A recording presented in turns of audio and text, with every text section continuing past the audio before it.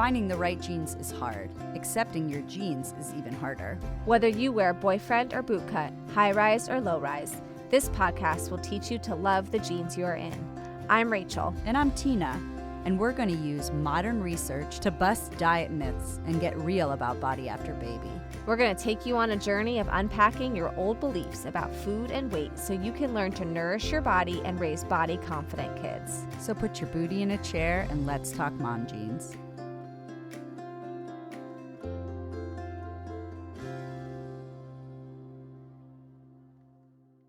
This episode you're about to listen to has a few choice words, so if you're listening with your children in the car, earmuffs. Thank you.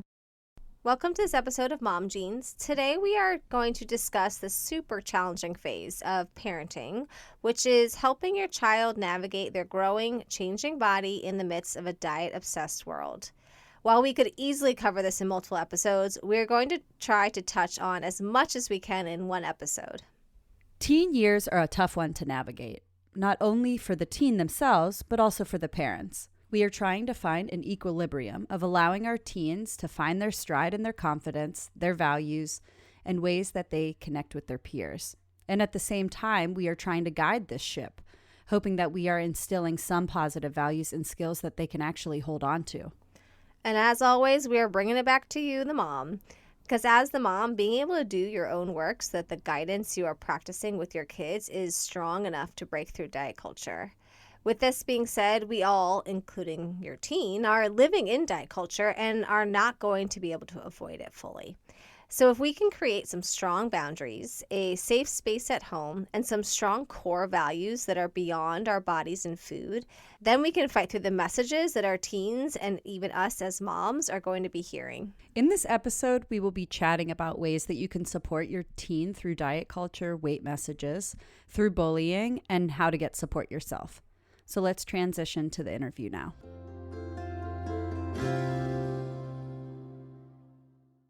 All right, today we are welcoming Dana Suchow. Since overcoming bulimia, binge eating disorder, and exercise compulsion, Dana has become an expert in the field of body image, self-love, and eating disorder prevention. Offering a non-clinical and holistic approach, Dana gives parents, teachers, and caregivers the tools to raise children who love their bodies and themselves. In 2012, Dana founded dothehotpants.com as a fashion blog, but once she realized fashion's unattainable beauty standards were fueling her eating disorder, Dana made the powerful decision to leave the industry and focus on eating disorder prevention and activism. In 2014, Dana founded #MyBodyStory, an ongoing storytelling series created to uplift girls' and women's voices that so often go unheard. And in 2016, Dana co-founded The Ripple, a nonprofit nationwide activist collective focused on helping women make waves in their communities. Dana lives in New York City and holds a master's degree in creative writing from San Francisco State University. Welcome, Dana. Thanks for joining us today. Thank you so much for having me. I'm really, really excited to be speaking with you. I'm looking forward to our conversation today. Same, yeah. So there are so many conflicting messages that teens receive about their bodies and exercise and food. So when teens come to you overwhelmed about how to navigate body positivity in our diet culture, what is your go-to message that you share? Oh, great question right off the bat. So, I think I think my go-to message, especially when I'm working with people or teens or schools or teachers or families, whoever it is that I'm talking to that says, I hate my body, I hate something about myself, I don't know what to do. I think the very first message that I try to tell people is that this self-hatred, this stuff you feel about your body is not your fault. We live in a world that profits off of your insecurities. We live in a world that functions, that makes money when you don't like yourself. And so, of course, social media is going to be set up to where everyone's life and body seems more perfect than yours. Of course, advertising, everyone's body and life is going to seem more perfect than yours. And so it's really about removing that shame, removing that guilt that you are the only person feeling this way. Because at the end of the day, almost every single person has some sort of body issue, has some sort of food issue. And I think it's important to really honor that and to really validate that as, no, this is a result of living in the culture that we do, and this is not your fault. Yeah, it's not our fault that diet culture exists and that we continue to be faced with that each and every day. So I think that's great Yeah. to kind of point Yeah. out there. So I know that, Rachel and I both are in private practice, work in the eating disorder field, and myself as a dietitian, I see so often moms bring their teens in for session and, say, I'm overwhelmed. I'm scared that my kid is engaging in behaviors. I'm scared about their body image struggle. And they also are then admitting, I'm struggling myself and I don't know how to not make this worse. So, how do you coach those parents? I know we just talked about the teens. Now, what would you say to the parents themselves or the moms specifically? Yeah. So, a lot of it is the parents. So, and I have parents that come to me also, sort of in the same way of, please help fix my child. Hmm. And, really after a couple sessions, we start kind of looking at the inner stuff. What's being triggered by your child's body or by your child's eating behavior. And, and I get it. Look, I understand that parents are scared to have plus size children. I understand that parents are scared to have children eating candy, like there's no tomorrow, because the messages that we're told is that being plus size is unhealthy. Eating sugar is unhealthy. A parent is a bad parent if they have a plus size child. So many parents that I talk to, they say that they feel that people are judging them based on their child's appearance. So I get it. I understand that your child's body is triggering your own stuff. It's triggering you to now feel like you're a bad parent, that you're going to be judged, that you're not going to be loved, or that your own food and body image issues are coming out. So I think it's really important, when working with parents, is to talk about triggers, to start unlearning fat phobia. And fat phobia is the fear of fat, the fear of gaining weight, the fear of plus size bodies. Because once we can start digging into that, why are you so scared of your child putting on weight? What does that mean about your child? Why are you so scared of putting on weight? What does that mean about you? Once we can start breaking these down, we start getting more to a place of, okay, maybe all bodies can be a little bit safer. Maybe in this home we can start neutralizing foods, because really restriction and stress are what lead to weight gain and yo-yo dieting and weight cycling, more than, really being in touch and present with our food and our bodies and eating what we feel that are, eating according to our actual hunger. Yeah, I see so often, and I love that you touch on this, where it's like parents coming in and being like, I'm scared of what my kid looks like. The rest of us look this way, which is maybe the glorified diet culture version. And then we have this one kid that is living in a different body. Is there something wrong with that kid, or am I doing something wrong? And the parents listening, I want to tell you, no, but we can stop that.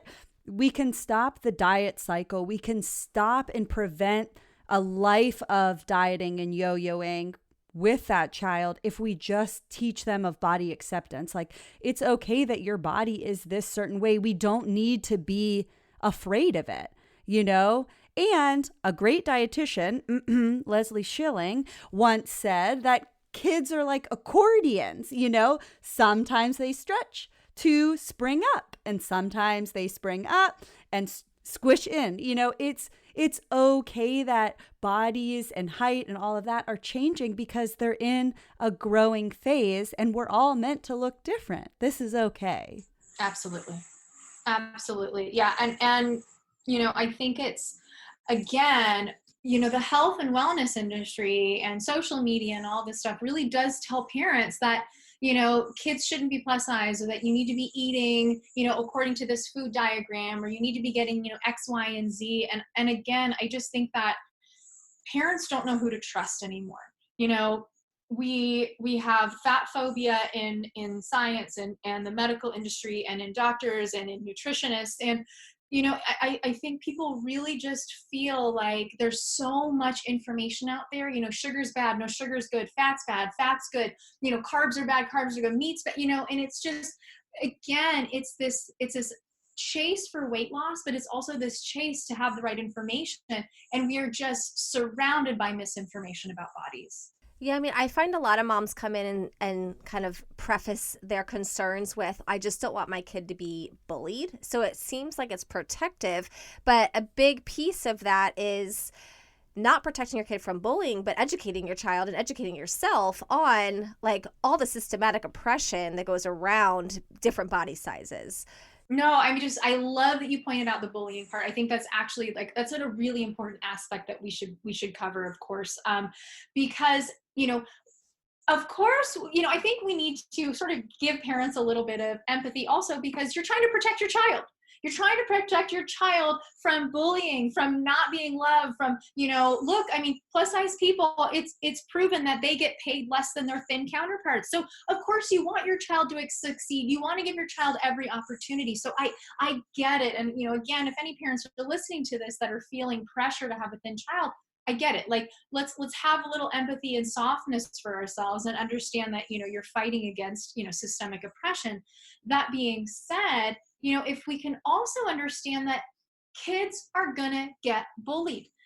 Look, I am a staunch anti-bullying advocate. I go into schools, I talk all the time about bullying. I have been cyberbullied viciously in the past, and I know how harmful it is. I know how toxic, I know how hurtful it is. I know how triggering, and you can give PTSD, cause depression, anxiety. I get it.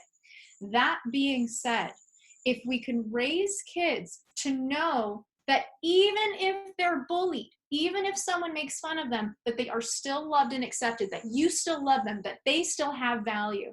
My story, I was really bullied growing up, but I was raised to believe that if people didn't like me, that meant I was unlovable. That meant I was bad. That meant I should be ashamed. My value, my personal feelings, my self-confidence was intrinsically tied to how much love I had from others, to how popular I was, to how pretty I was. And so again, it's all about, I understand we want to protect kids from bullying, but kids are going to be bullied. That's the world we live in. Until we have drastic change, kids are going to get bullied. And I think if we can raise kids to know that even if they're bullied, that they are still loved, they still have value, they still have things to offer in this world, and you still love them, that you are still a safe person to them, we can make it so the bullying doesn't hurt so much. And I like to call this a self-love armor. If we look at it yes, we want to give kids a self-love armor. No armor is bulletproof in every single, part of it. There's going to be a little piece that gets in, and kids are going to get hurt. But it's about minimizing that hurt and helping them build up the confidence so they know that those words don't really mean that they're a bad person inside. Right. Is there specific language that you would use for children versus teens to kind of challenge that bullying? So, what I usually say to parents, especially when they come up to me, with a very specific thing, this happened to my kid at school today. My first response is, if you were your child and that happened to you, what would you have needed to hear when you were young? And I think really that can help us get into whatever age the child is, that can help you get into the mindset of, God, when I was 16 and I came home, because someone broke up with me because I had acne and I was crying, I needed some space, or I needed a hug, or I needed to hear that my mom also went through this stuff, but she lived through it. When I was a kid, I needed to be heard. I needed to be seen. I think it's about, yes, we can say different things to different ages. Obviously we're not going to be talking about, drug abuse to, a 6-year-old, or we're not going to be talking about, violence or other things that we've gone through, but we can still empathize. You can still empathize no matter what age a child is. And I think this also opens up another conversation, is that parents want to fix. Parents want to fix so badly because it breaks their hearts when their kids are hurting. It's so hard to see someone you love hurting. And so what do? A kid comes to you and says, well, I feel fat. Well, no, you're not. You're beautiful. I'm so upset about this. Well, it's fine. It'll pass. brighter days are ahead. I'm scared about, the quarantine or the lockdown. Well, it's okay. We're fine. We're safe. And I think what happens is when we don't listen to little emotions, like little kids just have, it may seem like such a small thing to you, but to someone small, those big emotions are big. And we don't validate when we don't listen. And another part of it is empathizing. So really great thing that I like to say that for parents to use is like, if your kid comes to you and says, this happened to me today, you can say, you let them talk, let them finish, but you can also say, I had something similar happen to me and it sucks. It really hurt. I remember going through it. I remember struggling. I did live through it though. I did get through it. I'm not saying that this isn't going to hurt now, but what I am saying is that I did live through it. It did make me stronger, and that I'm here to, help you and listen to you every time anything like this happens. I like the idea of storytelling, parents kind of sharing their own stories and the stories of that they were taught or the struggles that they might have had, maybe without going into details, like age appropriate, but at the same time sharing the story and then also explaining, like, I have empathy. I know what it's like. I've been there. Yeah. Yeah. I don't know if I'm sure you guys know Brene Brown. Oh, of course. I love her work. And before, I think maybe a couple years ago, she had done a talk on empathy, and somebody made this animated video. I think if you just go to YouTube and you search Brene Brown empathy, it's like a quick 4-minute video, and it's one of the most it's this animated video with like a bear, and there's a giraffe that's hurting. I mean, it's great, but it explains the difference between empathy and sympathy. And I think, again, just if no one has seen it, I mean, empathy requires vulnerability. So empathy is not when your child hurts and they come to you and say, I'm hurting, and you say, well, they're there, things are going to get better, I know you're hurting. That's sympathy. That's sort of like looking down on someone. Empathy is where you get onto their level and you say, I have had a hurt too.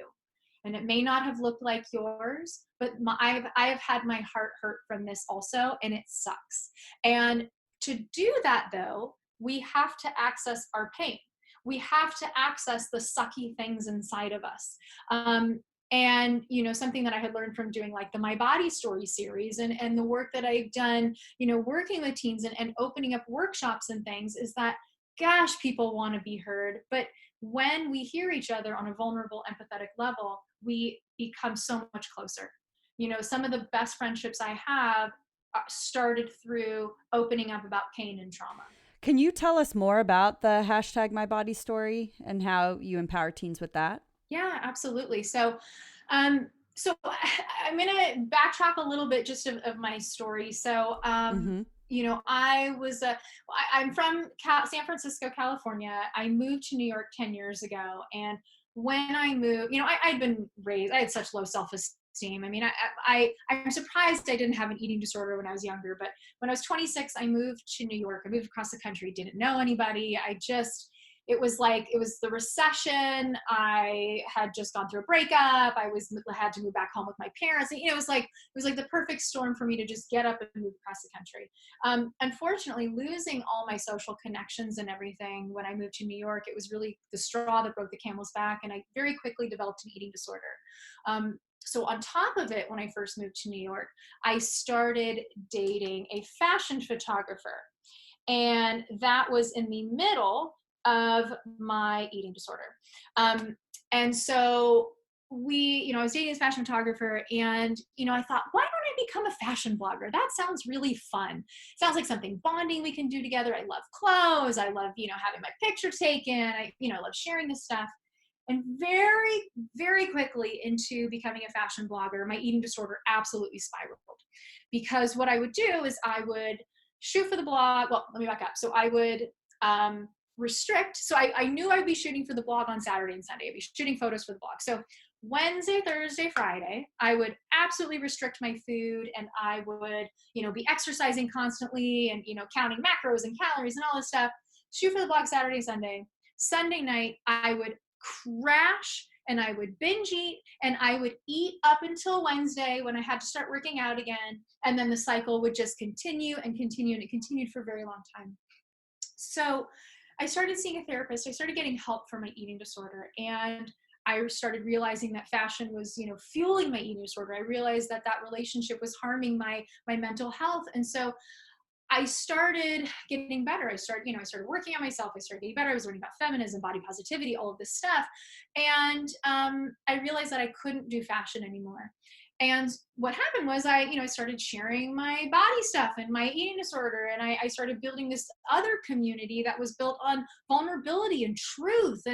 Um, and I started realizing that I had this big platform from my fashion blogging, but I wasn't using it in the same way. And as I was learning about all of this sort of activism things, and really the things in our society and our culture that are really harmful and toxic for a lot of people, I started going, I have a space I can share.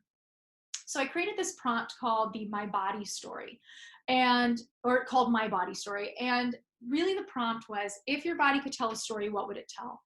And I had so many people submit stories that I featured on the blog. And what it was, it was, just, it was people with disabilities, it was plus size people, people of color, people who, had had accidents, PTSD, trauma, eating disorders, rapes, all, just you name it. Somebody had that story to share.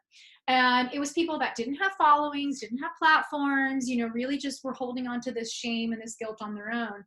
And something really beautiful happened. So there was two really beautiful things that came out of my body story series. The first one was that people were able to get rid of the shame that they were holding on to. I've had a lot of people email me over the years saying, I just want to thank you for letting me do my body story series, because that was the beginning of my healing journey. And so it was, they put this, once somebody said, I had an eating disorder, and you put it out there, it's just not as big. You're able to talk about it. It's not this shameful, thing hiding under the bed. It's just sort of something you live with. It goes from a monster to a roommate.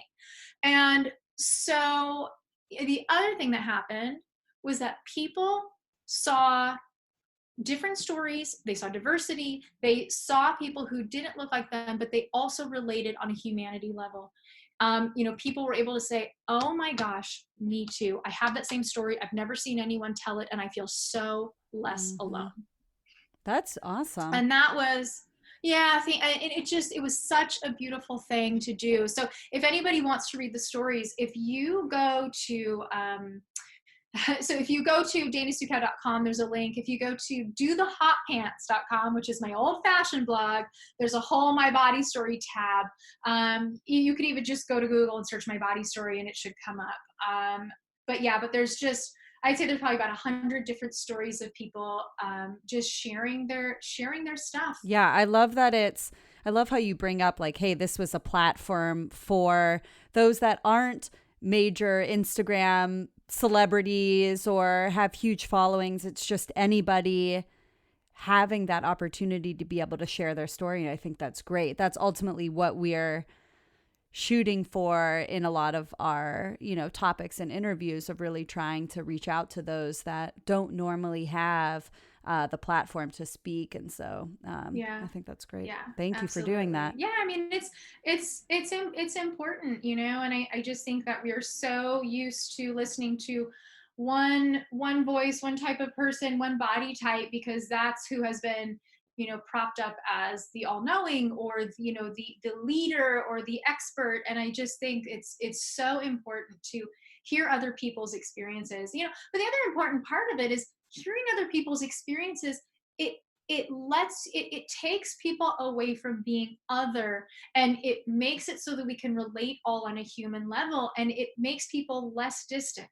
It makes someone who doesn't look like you less further away, because you share the same trauma and the same pain and the same struggle. Or and someone's struggle might not look like yours. Maybe it's a completely different struggle, but to know that this human is going through the same emotions, the same pain, the same sadness, I mean, it really, empathy and vulnerability bring people together instead of tearing people apart.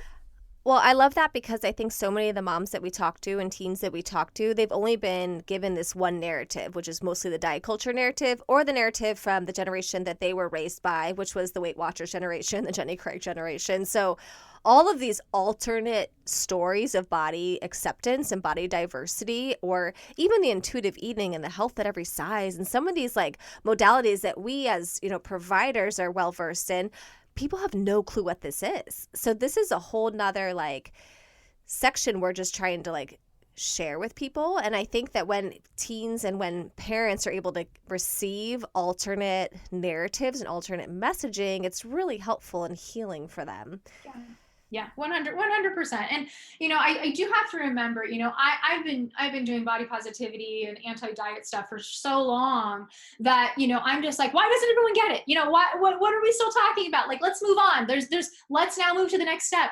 And I just have to remember that, even though, maybe my favorite Instagram anti-diet person has 100,000 followers or 300,000 followers on social media or whatever, we're talking about a drop in the bucket in the world.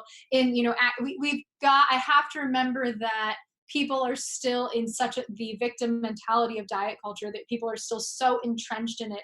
And again, it's flipped from that we need to lose weight to we need to be healthy and clean eating, and it keeps transforming. It's like this eel that keeps like slipping out of our fingers when we start to get a grasp on it. So I just have to remember that to really have empathy for the vast amount of people who are still so in it. Because otherwise, if we keep moving forward without remembering to help other people catch up, we're not gonna change minds and hearts. I think you bring up a good point. So many people will still struggle. So many teens will still dabble in diet culture. So many moms will still struggle with wanting to lose those post baby pounds, things like that. How do you help parents look for certain red flags when, like, maybe some of the teens' body insecurities or their own securities are getting to the point where they need to do a lot more than kind of just sit and empathize? So, can you give me an example? Well, if a teen's coming to a parent and saying like, "Oh, I'm struggling with body image and I kind of want to lose weight for my prom," or something along those lines, empathizing with that, talking through it. But what would be a red flag that a parent should look for that the teen is really taking it to a level that is probably detrimental? Or even for a mom, it's very common for the mom to say like, "Hey, it's been a couple months since I gave birth. I really want to try to fit back into those jeans again," and kind of struggle with some of that. But what's a red flag when it's becoming something that they're really taking to the next level, things like Yeah, that? yeah. So, I mean, it's it's a great question. It's a hard question because everyone is so individual. But I would say really when we start getting into shame, when we start getting into not just I want to change my body, I want to feel good, I want to lose 10 pounds, but I am bad. My body is bad. I am unworthy. I have no value. When you start hearing somebody who if I don't lose these 10 pounds, I'm not going to be loved. That's when I say red flag, I'm not saying, well, now it's an eating disorder, but I'm saying that's really where we've got to get intervention, because it could lead to eating disorder. It could lead to drug abuse. It could lead to, practicing, unsafe behaviors, looking for love in the wrong places or looking for validation in the wrong places. So when it goes into the shame territory where it's not just, what, I want to work on my muscles a little bit, or, I want to start running because I want to be able to keep up with my kids, or, maybe it's look, I'm not even going to put the suggestions out there because I don't want people to think I'm validating anything. But I just want to say, if we're just talking about like, I want to do it because I want to feel better physically, or I know that doing this will help me with my life longevity, whatever. But when we start saying, because I look like this, I am bad. Because I look like this, I am in trouble. I am unlovable. I am garbage. That's where my red flag, my antenna instantly pops up.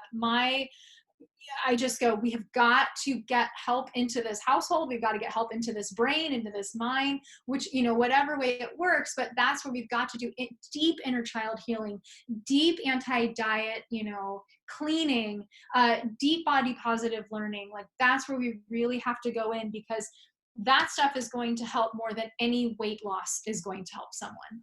Right. I want to bring it to the other side and go, okay, we've talked about the kids that have been bullied, but what about the bulliers? And so I'm very ashamed to say that in my adolescent confession and teen time. years, I was not so nice. I know, my gosh, I'm putting it out into the world. But, and I've had to work through that because I wasn't really, I mean, I was quote unquote well liked, but I was not so nice to people. And I think when I look back on that, it was just mountains of insecurity. And I mean, this could turn into weeks of therapy right here. But We got, well, how much more time we have? Let it out. I know. Let it out. Let's do this. I know. Let's make this a 3-parter.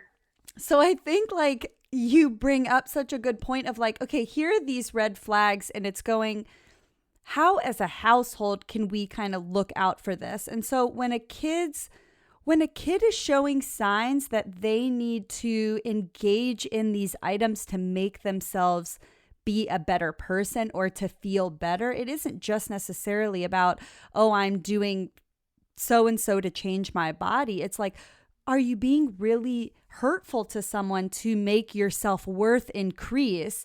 And so I'm not bashing my parents at all. I think they did the best that they knew, and I love you guys. But I think if I were sat down and talked about, hey, that actually really hurts someone and is going to cause damage for a long time, what's going on? Are you okay to engage in that? And when I look back on family videos, I mean, it's obvious. I am an aggressive human. So I don't think the picture wasn't painted. So I think for me, kind of coming from that side as parents, a red flag would be like a behavior that is across the board of going, I am constantly telling people what to do. I'm even like doing it to the dog, screaming at the dog to sit down and going, whoa, what the hell is happening?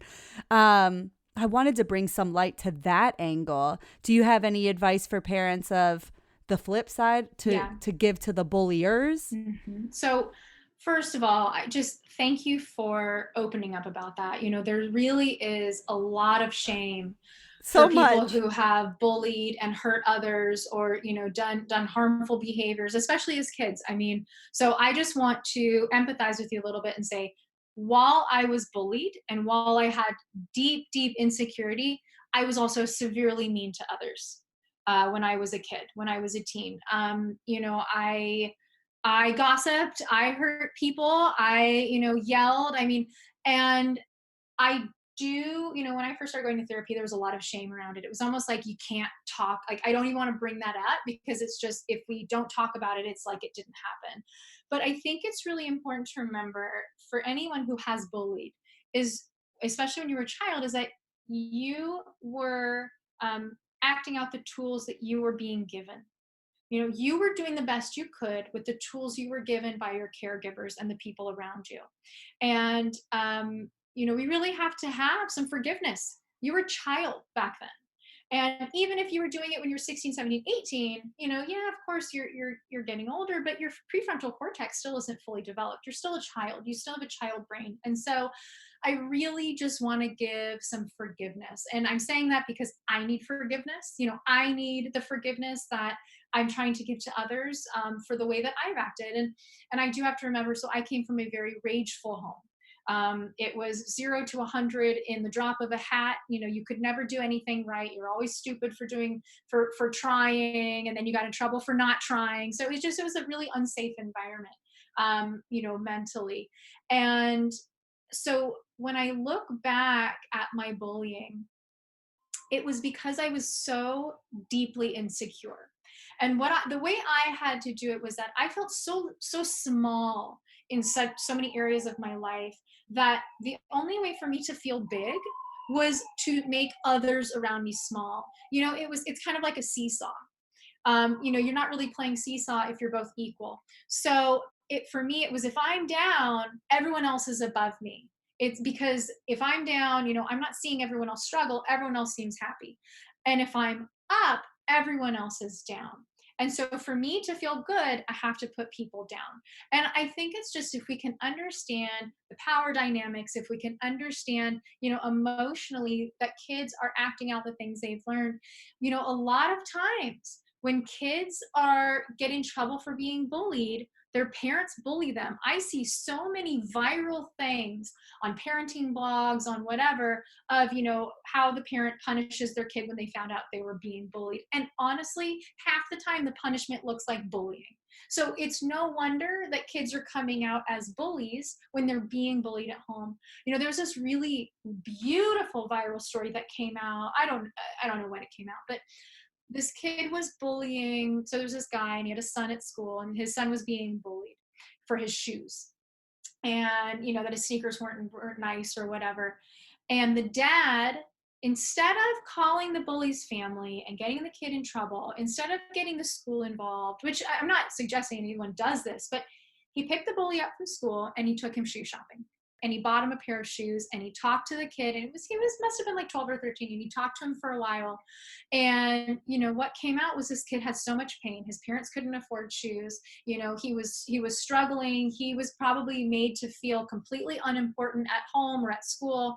And so his way of protecting himself and feeling better was belittling others. Not only is that a way of safety, because people can't attack you if you hurt other people, but it was a way of giving himself some sort of confidence. And, I think it was like not a dodo story. I think it was like a bored panda, like one of those websites that just post viral content all the time. And the guy's son, and the bully ended up becoming friends because he listened to them. There's a really great saying. I'm going to try and pull up the author because I love this saying so much.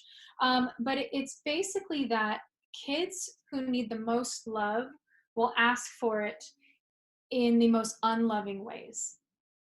And it's by Russell A. Barkley.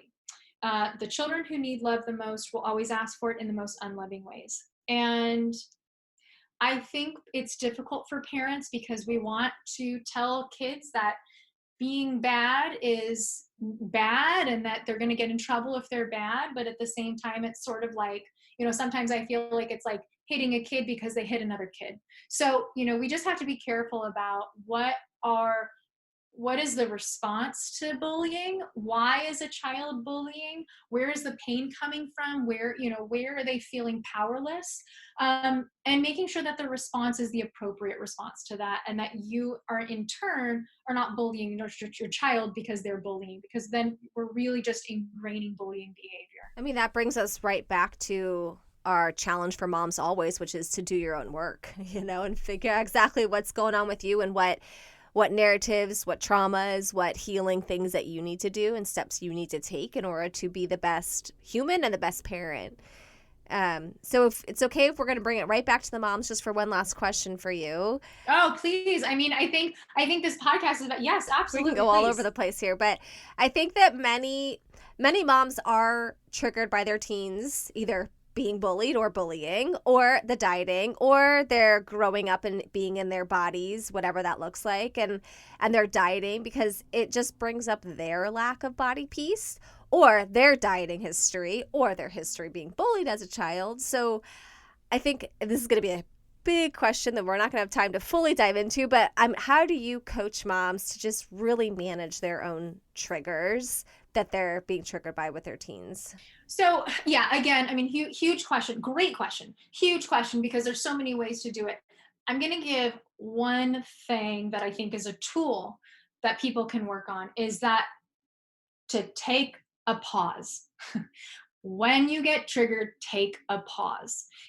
So I'm going to talk really quickly, and I'm sure you guys know about limbic hijack, or when our nervous system hijacks us. But basically, when we're getting triggered, when someone's doing something and I'm triggered about it, my body starts going into fight, flight, freeze response. I'm picking what is the appropriate reaction for this trigger. I'm triggered, I'm feeling unsafe. So do I fight them? Do I yell? Do I run away, or do I freeze? And in those moments when we are hijacked, when our nervous system has hijacked our brain, the most important thing you can do is, instead of respond, is to take a minute, is to take a breath, meditate, walk away. Take a second, calm down, get your heart rate down, get your blood pressure down, get your thoughts separated. Because what happens is too, is a lot of times our responses are out of, they're too big. Our responses are too big for the situation, but because we're triggered, it feels like the appropriate response. And, we get a little dysregulated sometimes.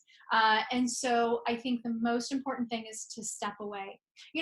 If we look at it this way, like, look, unless your kid's on fire or something's happening and you can't go, meditate for a second.